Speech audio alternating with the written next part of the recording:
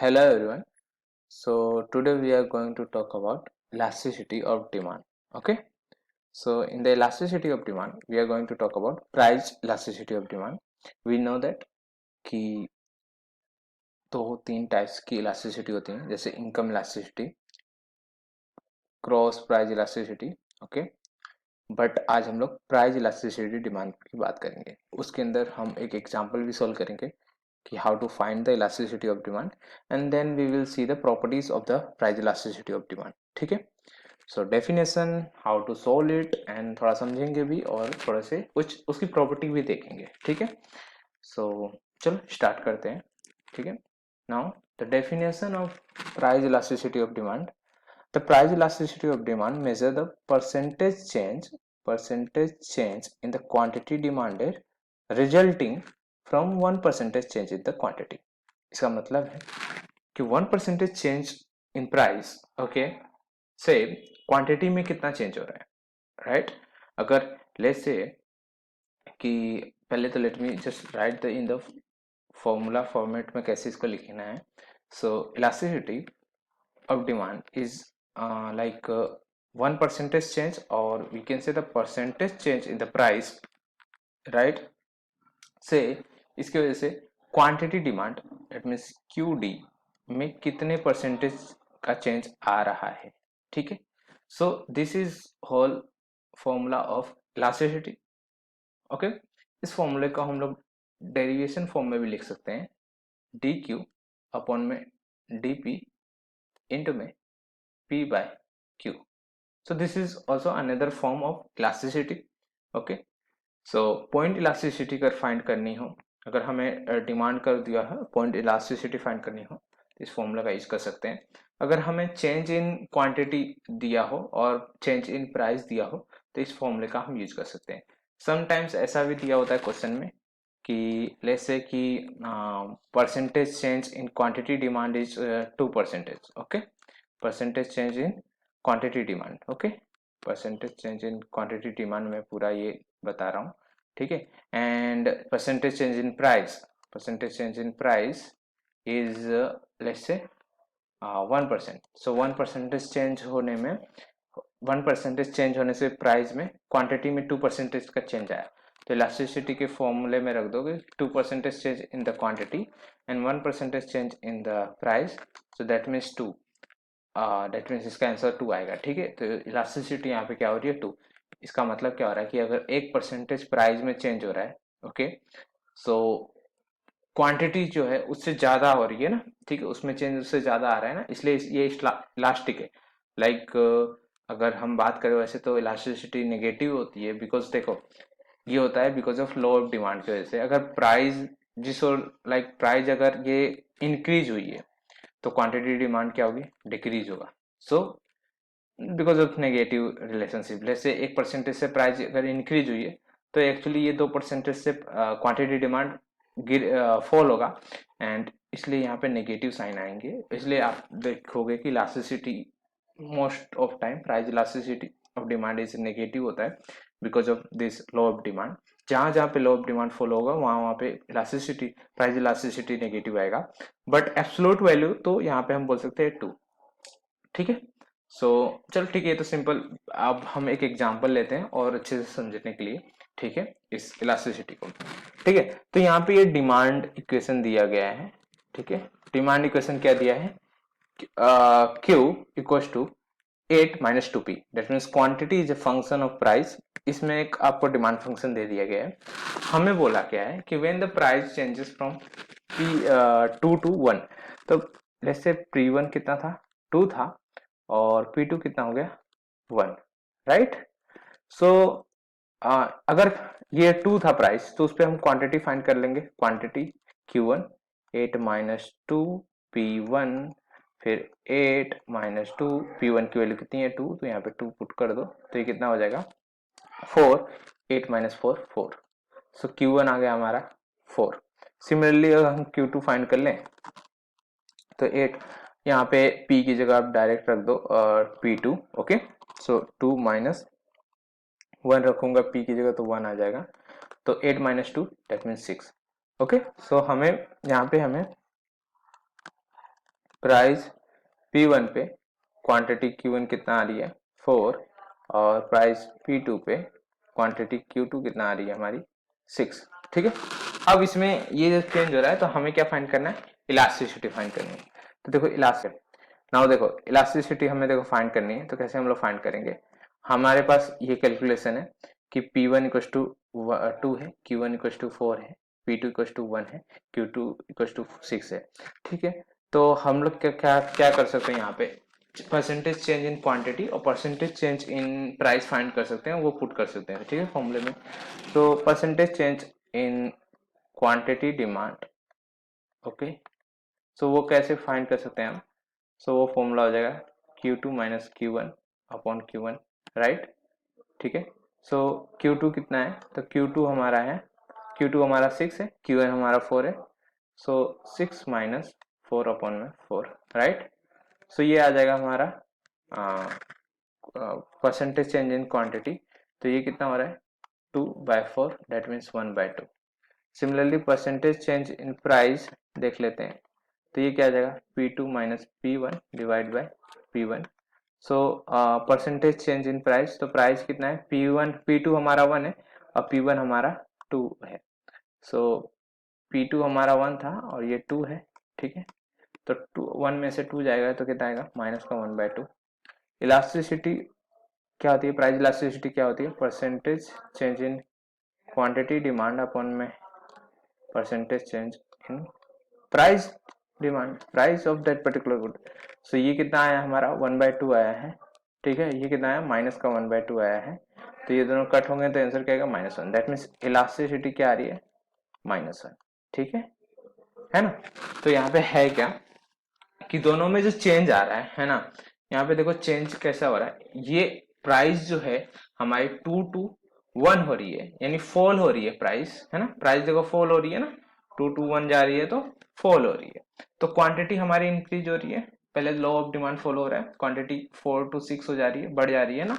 ठीक है, price fall हो रही है, क्वांटिटी हमारी इंक्रीज हो रही है, right.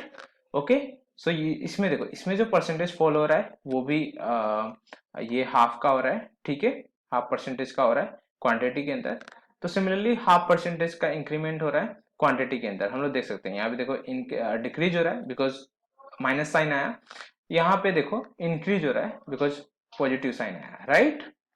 So we can see that ये जो है इलास्टिसिटी हमारी क्या आ गई -1। अब अगर हमें सेम इसका अगर हम, मैंने देखो ये एक फॉर्मूला बताया था, इससे अभी हम लोग ने किया, अगर सेम अगर हमें इस फॉर्मूले से करना हो तो कैसे करेंगे, डिमांड हमारा इक्वेशन क्या था, Q equal to 8 minus 2P। Okay, so Q equal to 8 minus 2P, ये हमारा डिमांड इक्वेशन था। अब देखो हमारे पास फॉर्मूला क्या होता है इलास्टिसिटी का, DQ अपन में DP इंटू में P/Q, राइट। सो इस फॉर्मूला का हमें यूज करना है। सो दैट मीन्स ये वैल्यू चाहिए और हमें PQ चाहिए। सी मैं फर्स्ट वैल्यू यूज कर रहा हूँ, that means P equal to 2 पे हम लोग फाइंड कर रहे हैं कि हमारा डिमांड हमारी इलास्टिसिटी क्या होगी। तो P इक्वल टू 2 पे हमें फाइंड करना है इलास्टिसिटी, इसको बोलते हैं पॉइंट इलास्टिसिटी। ठीक है, एक पर्टिकुलर पॉइंट पे फाइंड करना है इलास्टिसिटी। नाउ P पे हमारी क्वांटिटी सेम हम लोग ने जब फाइंड किया था, P इक्वल टू 2 पे हमारी क्वांटिटी कितनी आई थी 4, तो वही हम सेम क्वांटिटी का यूज कर लेंगे 4, राइट। नाउ हमें फाइंड करना है ये दिस DQ अपन में DP, व्हाट इज DQ, और दिस डिमांड फंक्शन को प्राइस से हमें क्या करना पड़ेगा, डेरिवेटिव करना पड़ेगा। ठीक है, सो डेरिवेटिव कैसे कर लेंगे यहाँ पे कि 8 माइनस 2P, सो सी 8 यहाँ पे ये P है, 8 का डेरिवेटिव कर रहे हैं जब प्राइस के साथ, तो 8 तो कांस्टेंट है तो उसका डेरिवेटिव करेंगे तो 0 हो जाएगा, माइनस 2 कांस्टेंट है सेम, उसको कुछ नहीं टच करेंगे हम। P का डेरिवेटिव P के साथ कर रहे हैं, दैट मीन्स प्राइस का प्राइस के साथ डेरिवेटिव कर रहे हैं तो वो आ जाएगा 1, राइट। तो आंसर क्या आ जाएगा -2। सो DQ अपन में DP क्या आ गया -2, राइट। तो ये हमें मिल गया, राइट। हमें क्या फाइंड करना था, हमें तो फाइंड करना था इलास्टिसिटी। ठीक है, इलास्टिसिटी का फॉर्मूला है DQ अपन में DP, P इंटू में Q, ये आ गया -2। प्राइस कितनी है, प्राइस 2 हमारी, हमने ये पॉइंट इलास्टिसिटी पे प्राइस 2 है और क्वांटिटी कितनी है 4। लेट्स सी 2 -4, यहाँ पे 4, सोल्व करेंगे -1। ये देखो सेम आंसर आ रहा है इस फॉर्मूले से भी क्योंकि ये पॉइंट इलास्टिसिटी -1 आ रही है, यहाँ पे हम लोग ने सोल्व किया था जो सी, यहाँ पे भी इलास्टिसिटी -1 आ रही थी, ठीक है, क्योंकि सेम डिमांड फंक्शन हमने लिया और पॉइंट ले लिया 2, ठीक है, इसलिए ये सेम आंसर आ रहा है, ठीक है। Now so property of price elasticity of demand, इसकी बात करते हैं। तो नॉर्मली फर्स्ट प्रॉपर्टी क्या है बोलती है कि price elasticity of demand is usually negative number. जैसे कि मैंने दिखाया वहां पे क्या आ रहा था -1, राइट, क्योंकि वो नेगेटिव नंबर था। ये because of law of demand की वजह से होता है ना, क्योंकि अगर प्राइस इंक्रीज करेगी तो क्वांटिटी फॉल करेगी, okay. So because of this reason always वो निगेटिव आएगा, क्योंकि हम इसका ही स्लोप फाइंड करके यूज कर रहे हैं, ठीक है। So one reason is very simple कि इतना याद रखो कि price elasticity of demand is usually negative, right.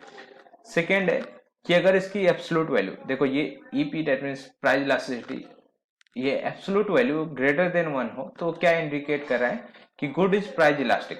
Good is price elastic that means let me just draw one graph, and where I will explain you what is a price elastic, and when the if the price elasticity is less than 1, that indicate the price inelastic, okay. So this is price, this is quantity. If we let's say draw the same quantity demand function 8 minus 2p, okay, let me draw this one. So if we put price equals to 0, quantity we will get quantity is 8 at p equals to 0 पे, right.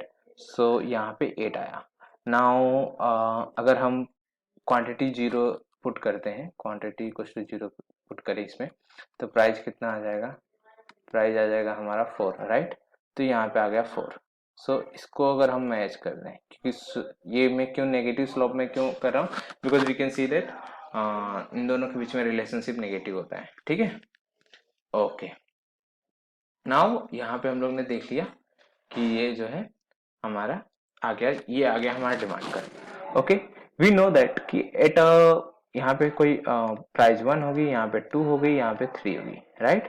सो eight 2 पे हम लोग ने देखा था कि price हम लोग ने फाइंड की थी, ठीक है, यहाँ पे क्वांटिटी थी 4, ठीक है। तो यहाँ पे इलास्टिसिटी क्या आ रही थी, -1, ठीक है। अब आप अगर 3 पे फाइंड करोगे तो इलास्टिसिटी पता है, इलास्टिसिटी आएगी ग्रेटर देन 1। यहाँ पे क्या होगा, मतलब ये एब्सोल्यूट वैल्यू लिख रहा हूँ, यहाँ पे एब्सोल्यूट वैल्यू अगर देखे जाएंगे तो इलास्टिसिटी की एब्सोल्यूट वैल्यू यहाँ पे क्या होगी, +1 होगी, ठीक है। यहाँ पे इसका absolute value that means just negative sign हम ड्रॉप कर देते हैं, ठीक है। और यहाँ पे क्या होगी, इलास्टिसिटी <1। इस पार्ट को क्या बोलते हैं, इलास्टिक। इलास्टिक इस पार्ट को क्या बोलते हैं हम लोग, डिमांड के इस पॉइंट से, मिड पॉइंट से, दैट मींस लेट्स से इसको ए बी सी बोलो, तो ये बीसी पार्ट में क्या है, इनइलास्टिक, इनइलास्टिक, ठीक है।